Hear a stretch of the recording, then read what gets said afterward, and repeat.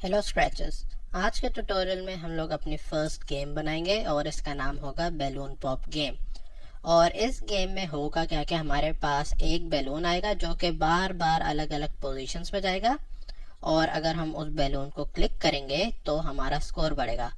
तो अभी मैं इस गेम को रन करके दिखाता हूँ। तो मैं फुल स्क्रीन पे जाता हूँ और इस ग्रीन फ्लैग को क्लिक करता हूँ।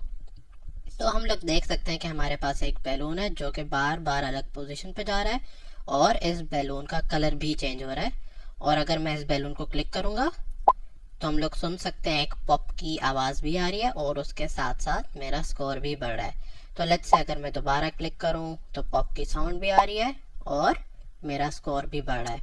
तो इस ट्यूटोरियल में हम लोग ये गेम डिजाइन करेंगे और हम लोग सारी की सारी मैकेनिक्स खुद से सीखेंगे और ये कोड बनाना सीखेंगे।